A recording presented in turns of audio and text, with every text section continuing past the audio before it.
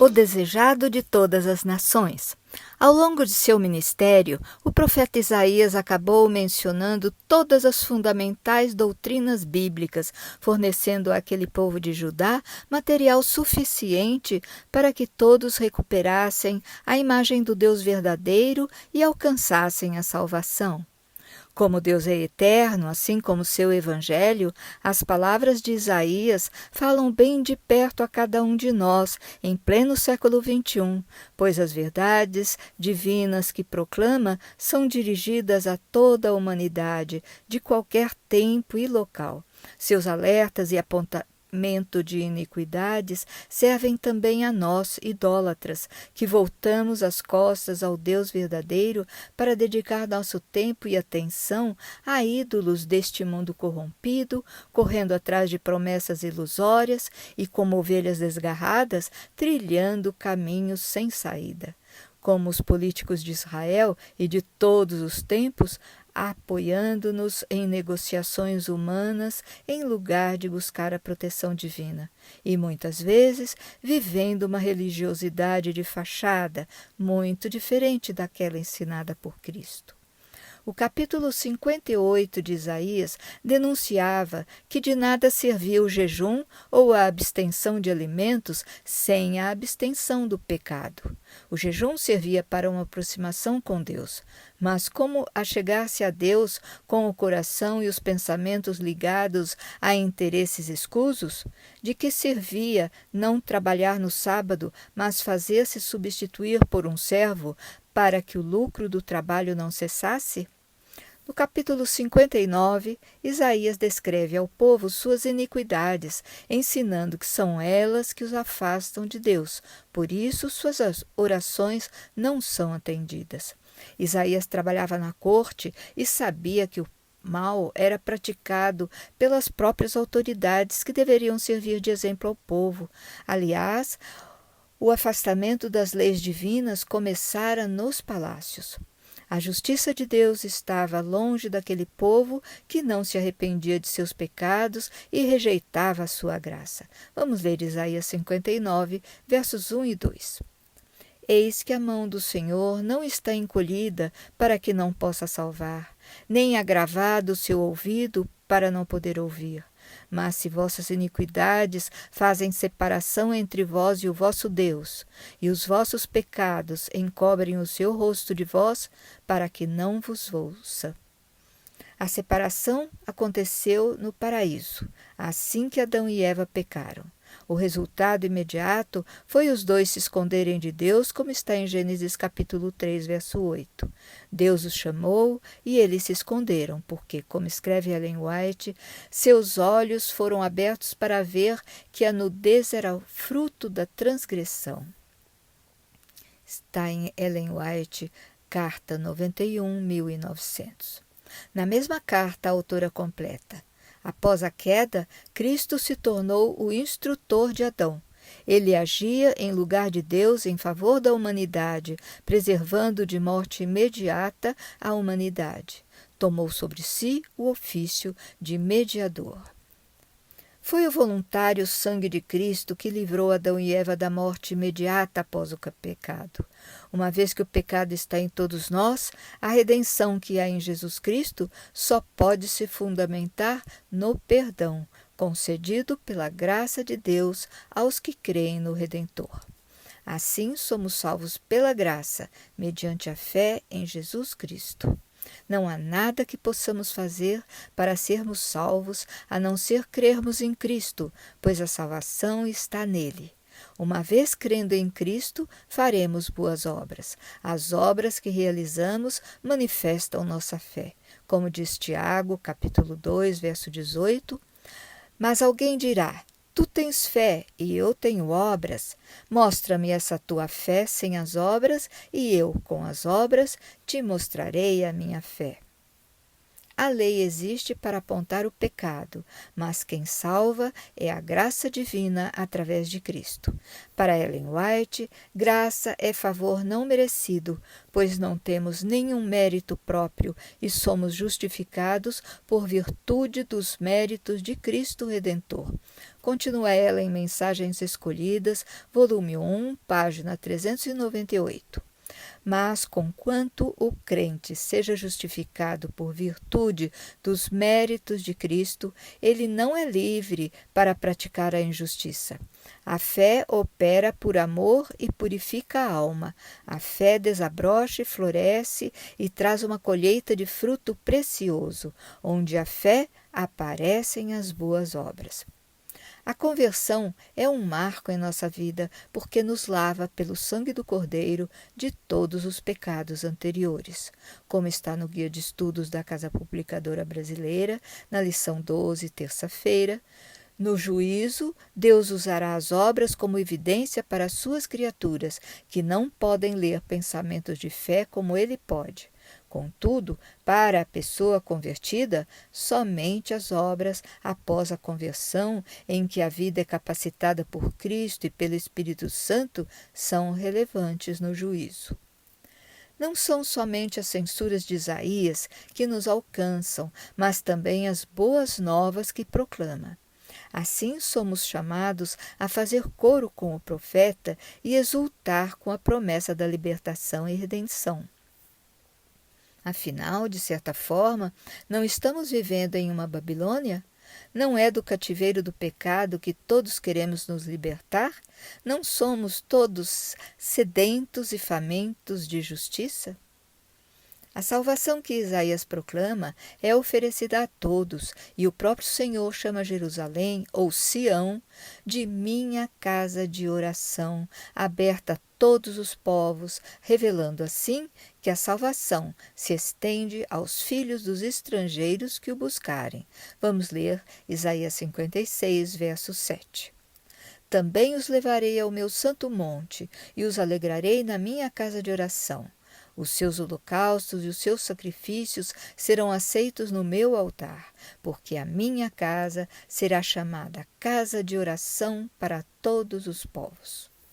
A palavra Jerusalém, ao longo dos textos sagrados, deixa de ser apenas o nome da capital de Judá, Reino do Sul, para ser representativa do povo de Deus e também de um lugar sagrado de encontro entre Deus e seu povo, recolhido entre toda a humanidade, a Nova Jerusalém, descrita em Apocalipse 21 e 22, onde não há templo, porque o seu templo é o Senhor Deus Todo-Poderoso e o Cordeiro. Da mesma forma como a presença de Deus, ou Shekinah, cobrira a tenda da congregação no deserto, como está em Êxodo 40, assim também a glória do Senhor encheu a casa de Deus na inauguração do templo que Salomão construiu em Sião, nos altos de Jerusalém, conforme 2 Crônicas 5, verso 14.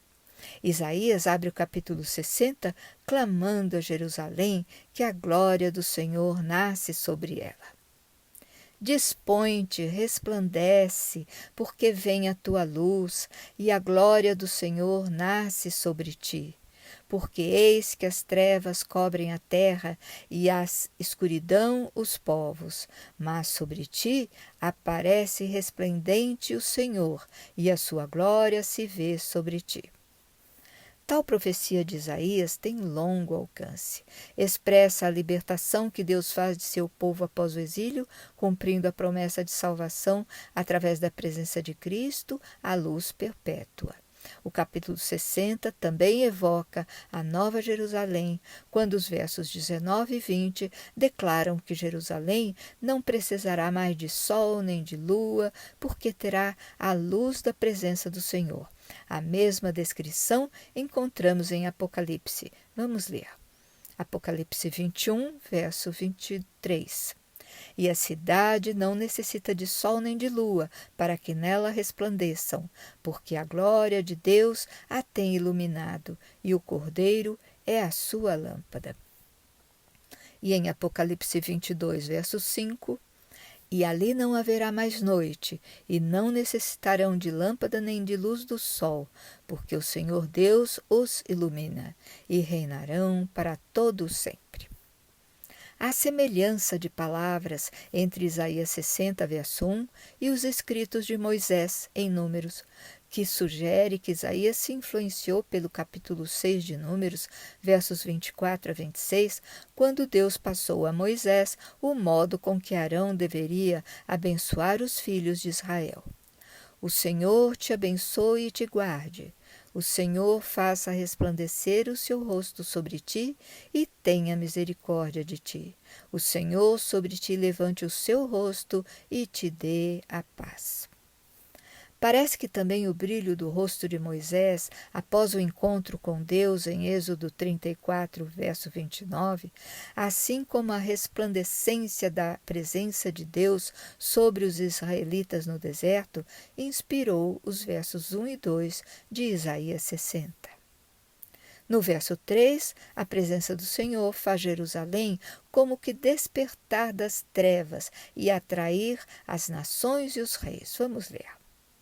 As nações se encaminham para a sua luz, ó Jerusalém, e os reis são atraídos para o resplendor do seu amanhecer. A glória de Deus, que torna Jerusalém abençoada entre as nações, evoca a aliança de Deus com Abraão. Vamos ler Gênesis 12, versos 2 e 3.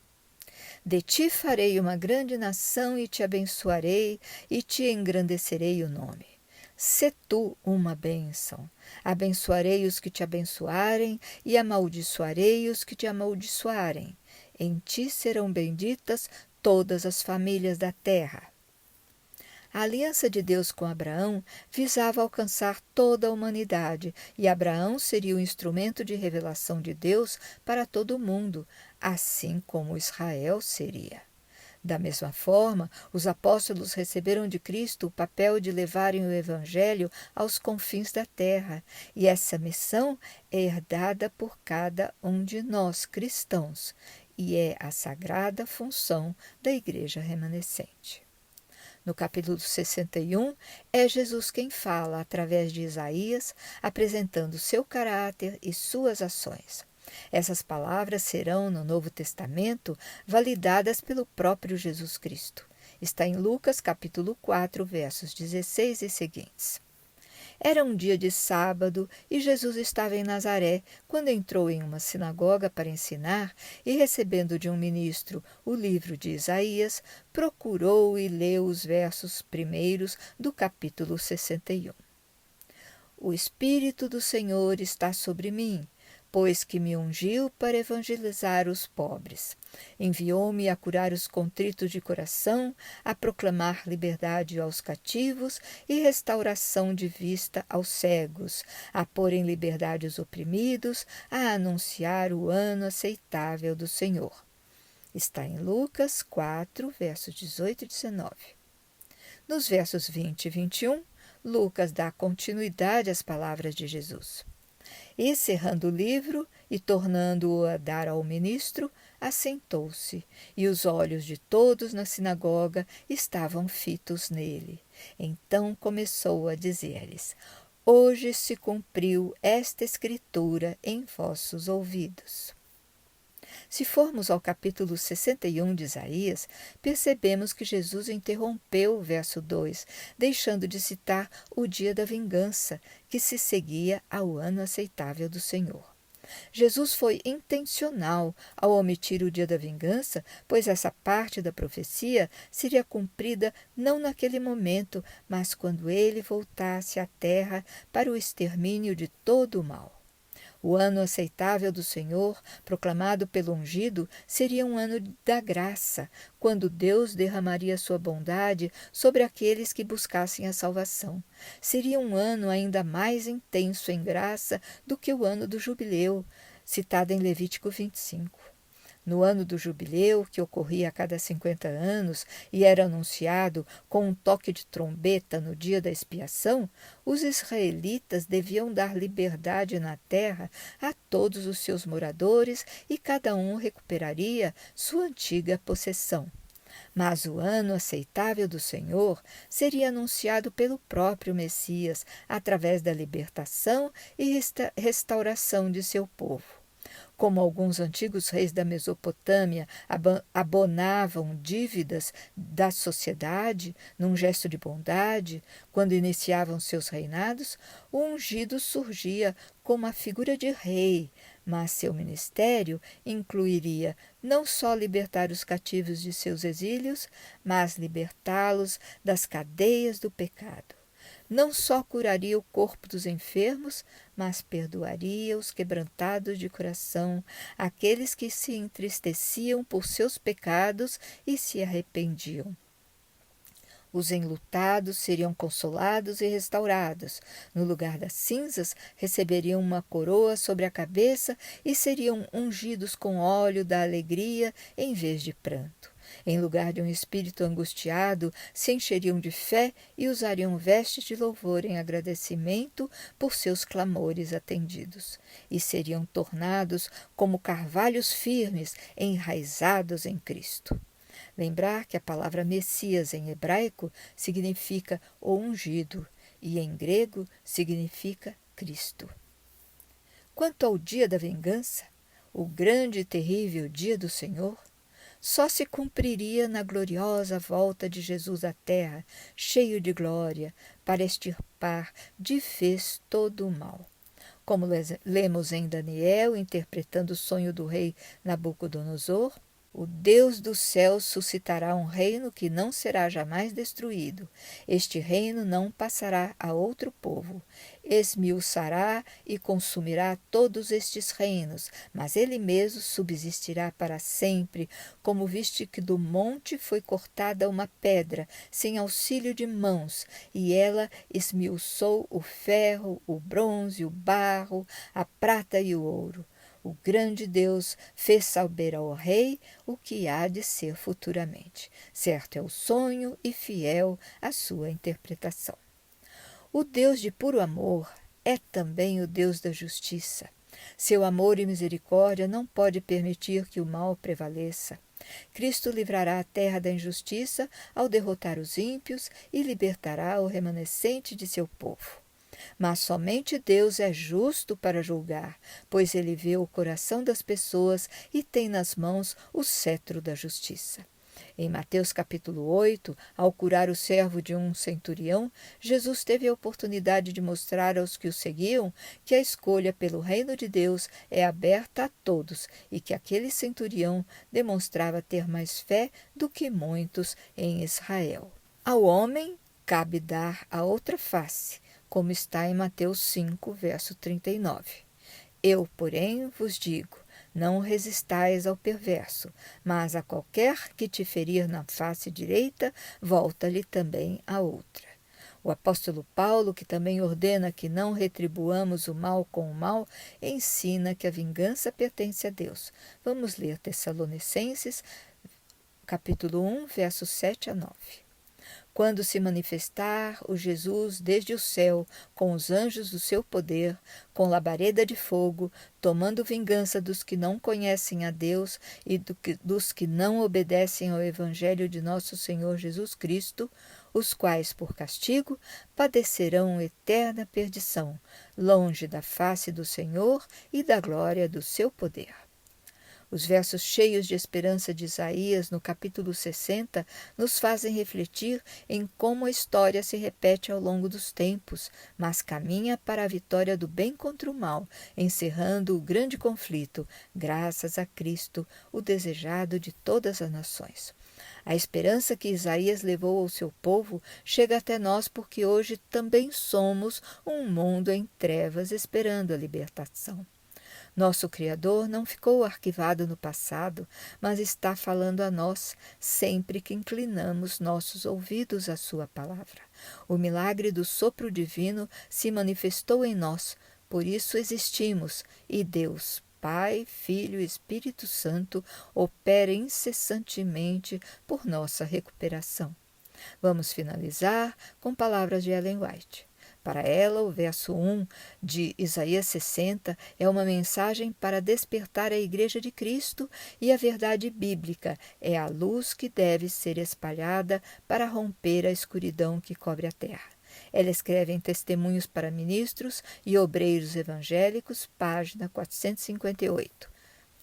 Há um mundo que deve ser salvo pela luz da verdade evangélica, e enquanto a mensagem da verdade, que deve chamar os homens das trevas para a maravilhosa luz de Deus, é dada pela Igreja, a vida de seus membros, santificada pelo Espírito de verdade, deve dar testemunho da veracidade das mensagens proclamadas. Até a próxima semana!